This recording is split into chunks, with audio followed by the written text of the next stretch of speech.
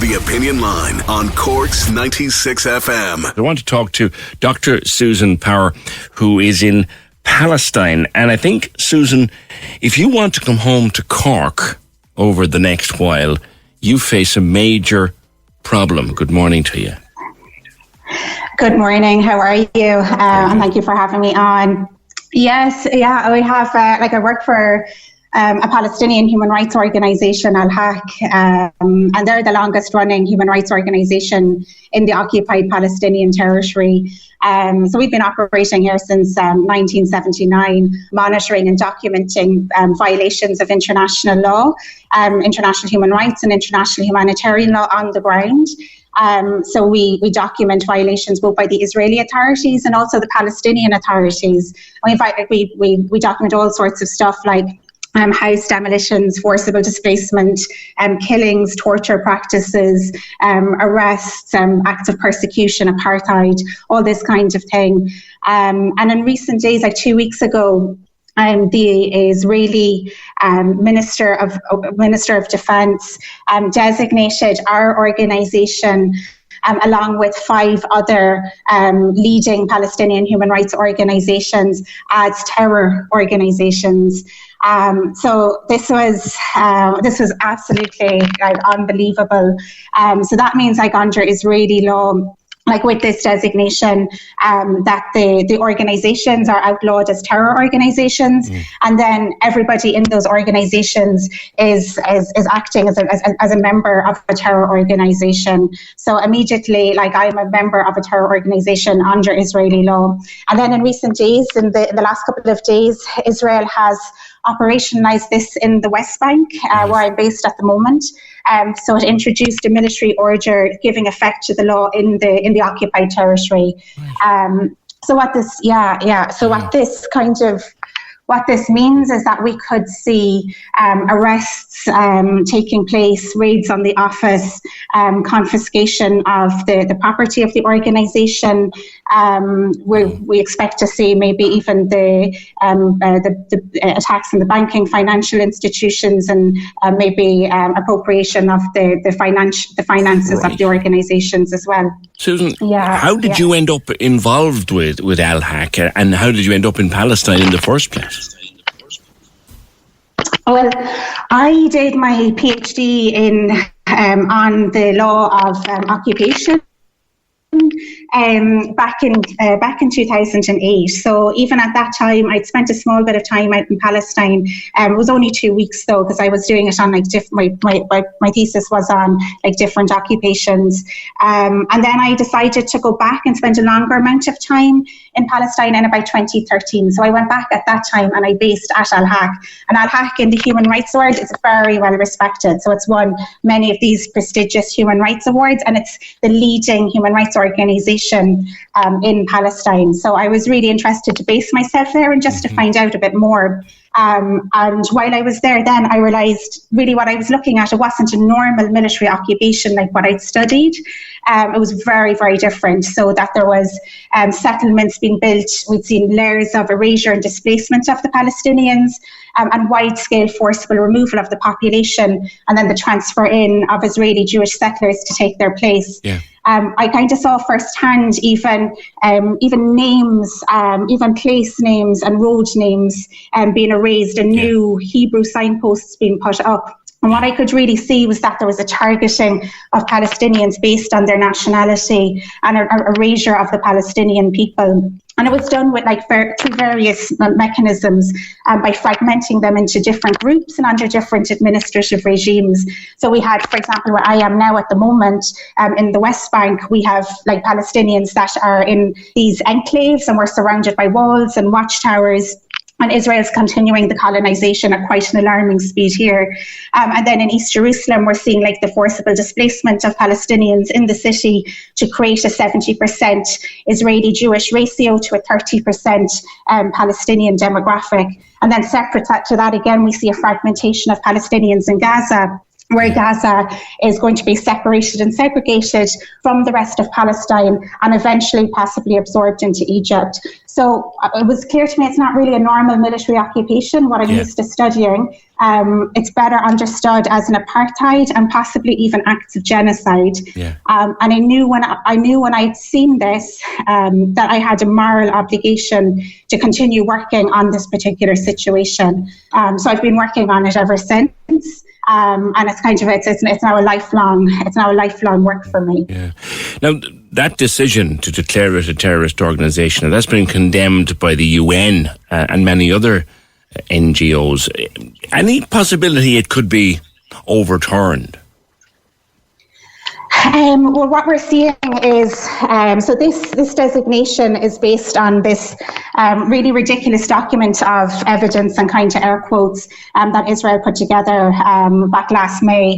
And it was really at that time looking for the EU to stop funding our organisations and to stop and to delegitimise us. What we've seen in the meantime is the EU member states have basically said to Israel that this old file of evidence is completely shambolic, and like there's no links, and the links to terrorism are unsubstantiated from this. But what they have done is deferred to Israel to say, look, if you have evidence, go and show us. So now Israel has operationalized and passed this military order, and what we expect to see actually is the Israeli army plowing through into the human rights organizations to try and arrest staff and find evidence and some sorts of links to terrorism. Like, are you fearful at the moment, Susan, for your safety?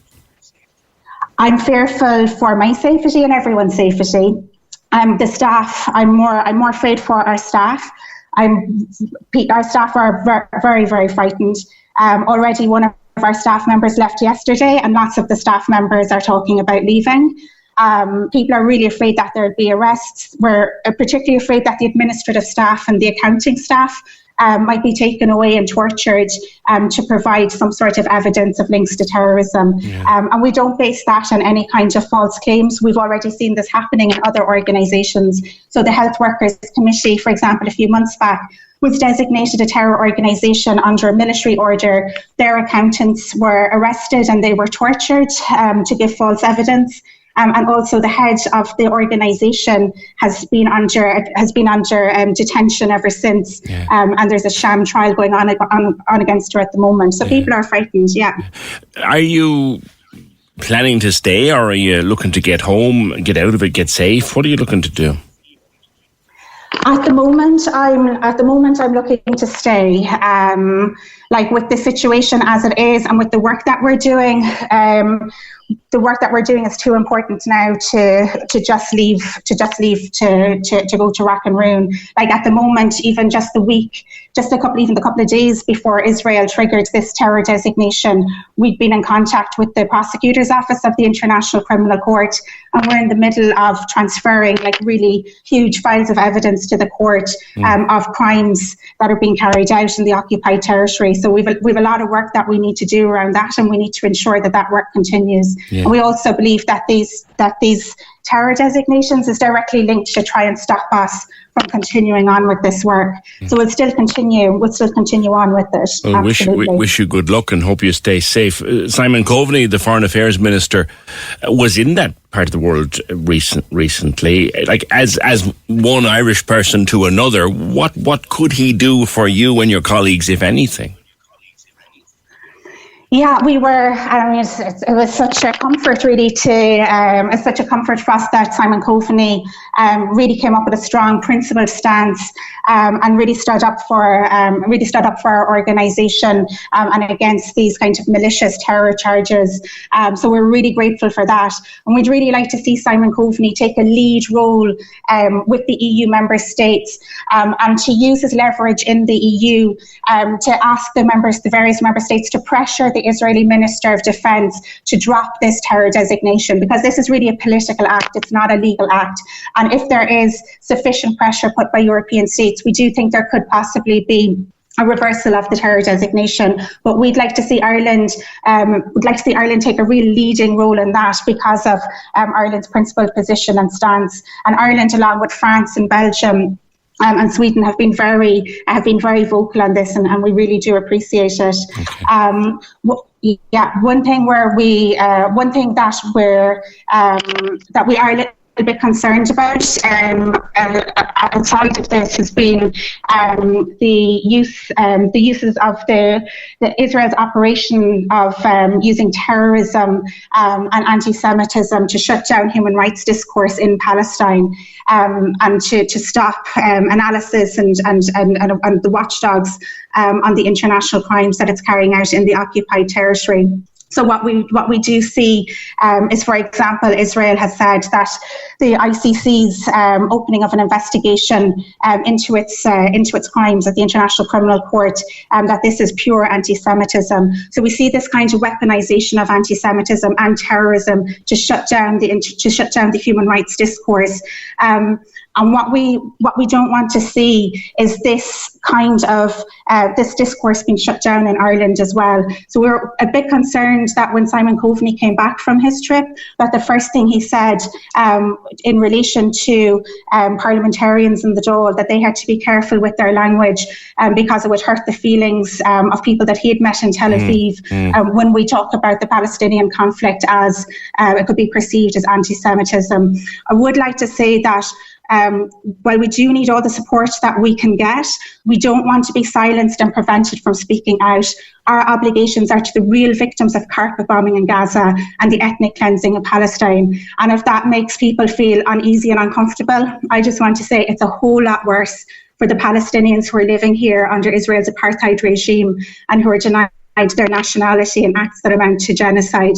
And they are being forcibly transferred in mass ethnic cleansing. Okay. So we really do say we urge for there to be open, frank exchange and dialogue that's not shut down at any level, and not to transport these silencing mechanisms of terrorism and anti-Semitism that we're seeing played out in the occupied territory, to not transport those pleas back into Ireland. Okay, Susan, we wish you well, and please do stay safe out there. Dr. Susan Power from Cork, human rights lawyer with Al-Haq, one of the biggest human rights organisations, the oldest human rights organisations in the Middle East, recently declared a terrorist organisation by the Israeli government. Thank you, Susan, for being with us. Cork's 96 FM.